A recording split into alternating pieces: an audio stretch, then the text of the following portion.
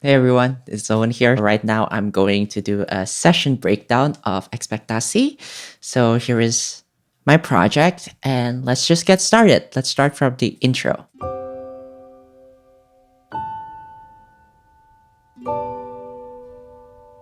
Cool. So one of the things that I did in this intro that is not on the original version of Ekspektasi is this harp part. It's really subtle,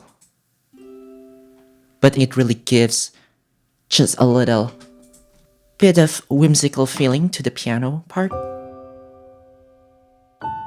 Because without the harp,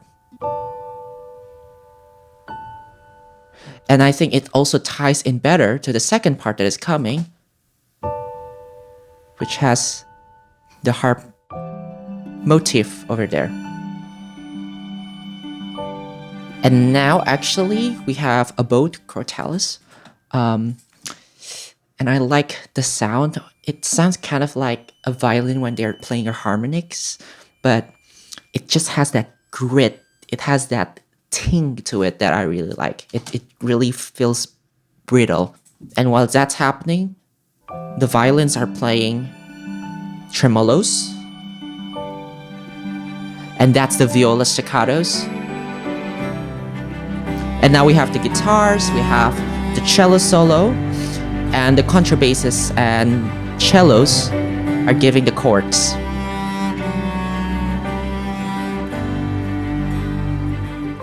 All right, let's break that down a little bit. This is the guitar. It's played by my friend Jason. And here we have the cello solo.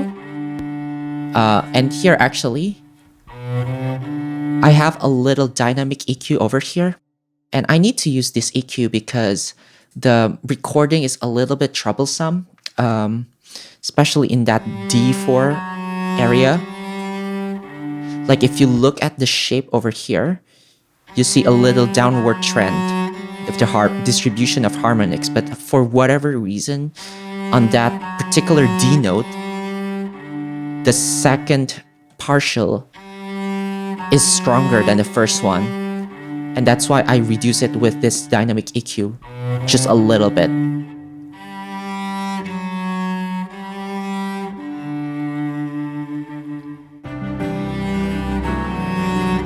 We still have the harps playing that particular motif. And you remember the strings? They are playing the tremolos are now transitioning into this sound.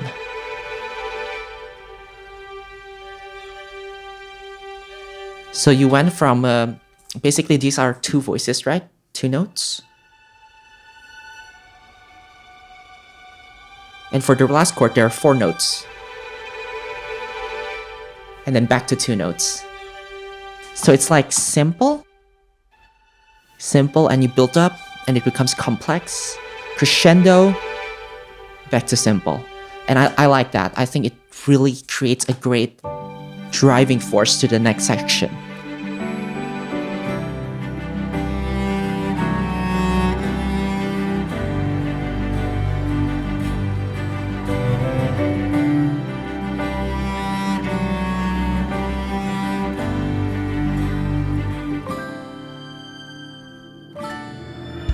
All right, let's talk about that particular section.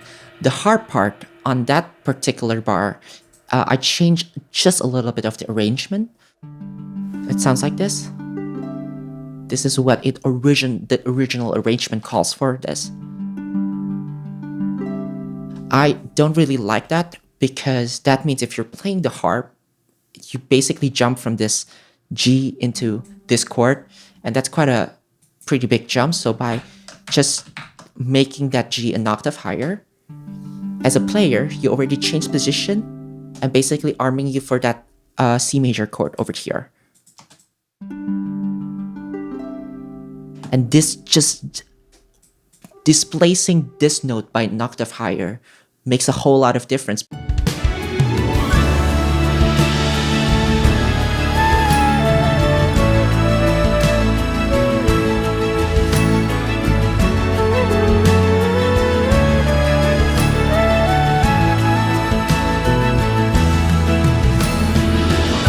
Okay, let's go with the strings. So there's the build-up.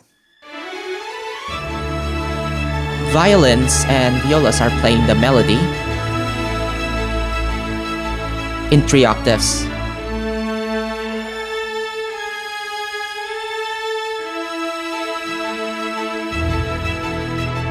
This is what the violin twos are doing, just spiccatos.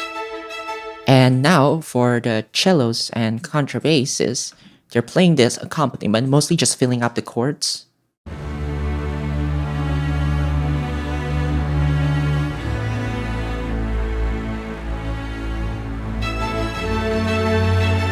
And now, as we move towards the sections, we have the flute here, played by my friend Kirana. This is a live recording, that's why it's an audio. And also for the brass, it's mostly the lower brass playing chords.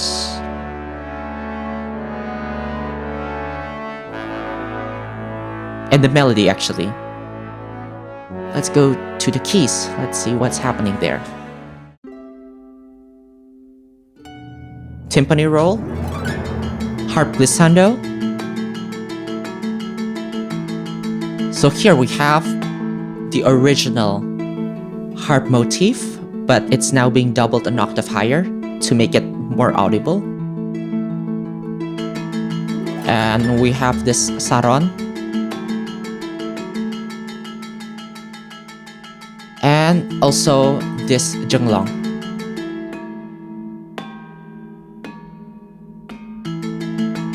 So now let's hear the drums. We started off with this drum fill.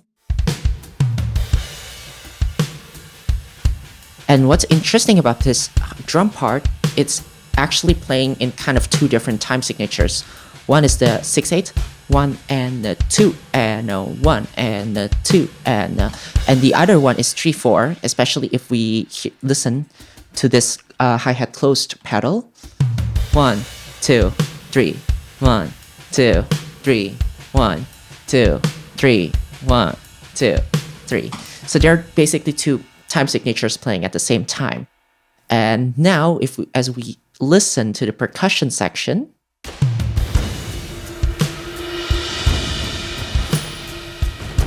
the percussion section is mostly there to drive what the drums are already playing. So one of the things that we need to listen first is the rims. The tambourines are actually playing with the snare drum. And there's a little bit of suckback that I put. Suckback.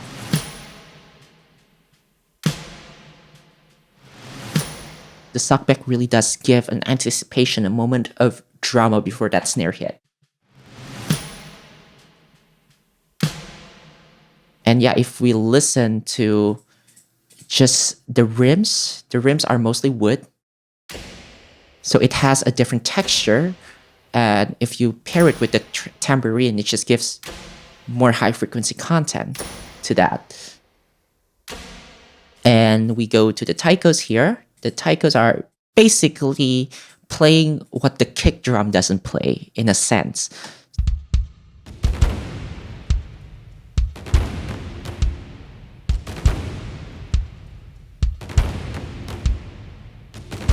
It just really thickens up the texture. Now we have the guitars that's played by Jason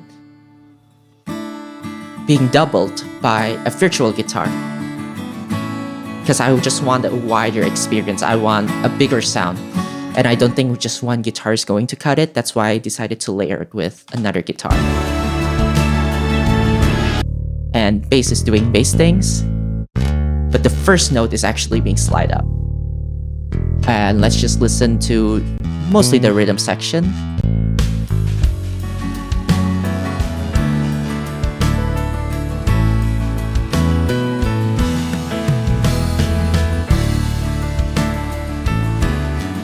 All right, let's go to the next section.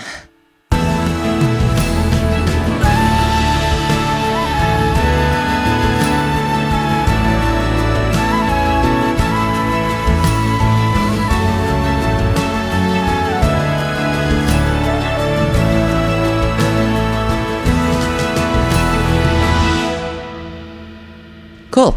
So the strings are, believe it or not, doing the same thing. The violins and the violas are playing the melody in 3 octaves. The violin twos are playing that spiccato texture. Meanwhile, the contrabasses and cellos are playing the accompaniment. The same thing is happening actually to the lower brass.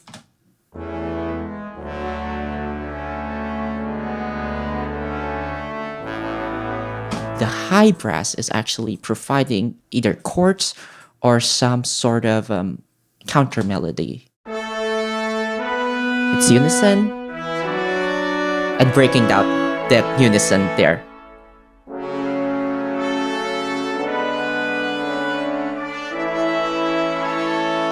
Crescendo.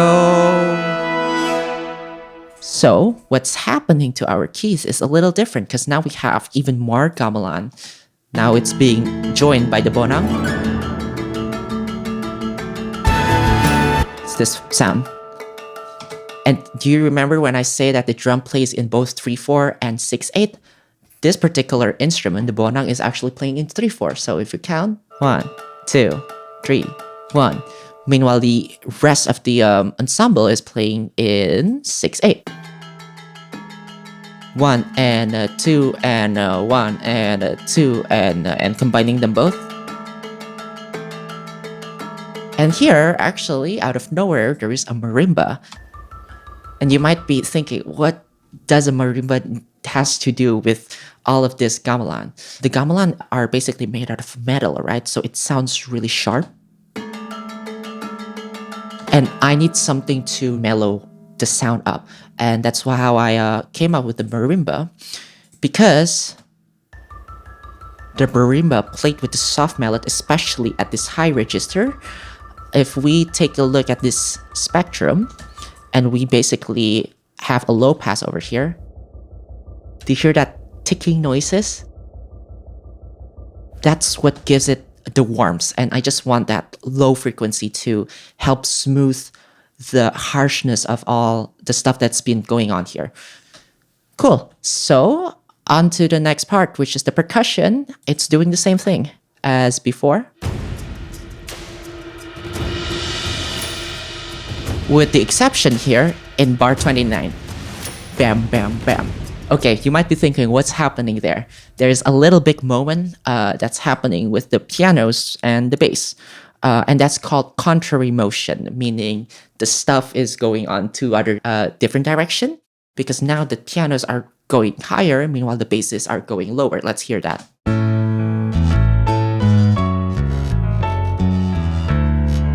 So how to accentuate that is basically doing percussion hits.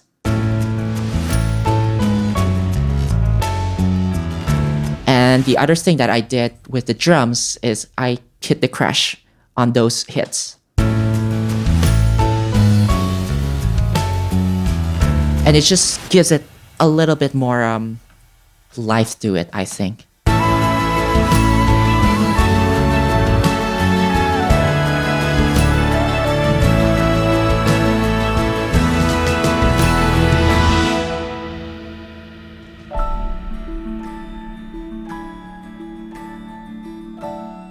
Cool. This is probably my favorite section of all, just the ending. And let's see what's happening in the a little bit after the climax. So there is this really, really soft taiko hits along with the sub hit. And it really brings us to the next section, which is this. Let's go over the keys here. We got the harp playing the original motif, the other harp playing a harmonics, and it's being preceded by the bowed chord tails again. And it's kind of like two different textures, one's plucked and one's bowed. Because one sound is fading away, but one sound is kind of like building up, and I really like that. And below that, we have the piano playing the opening motif. And the guitar's just strumming.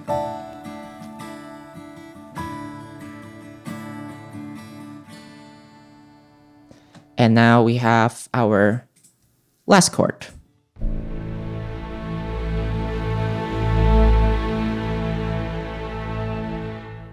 So a little bit about this last chord. Other than the strings, there's just a little bit of soft pianos. Just landing that A, and there's this little sub hit. It's really subtle, but it just gives it that boom, that little bit of kick. And you might not notice this the first time you hear it, but there's a timpani roll. It's really subtle. Just gives it a little bit of texture. And yeah, that's basically how I made the track Ekspektasi. I hope you like it, and I hope you learn from this process. And yeah, see you at the next video.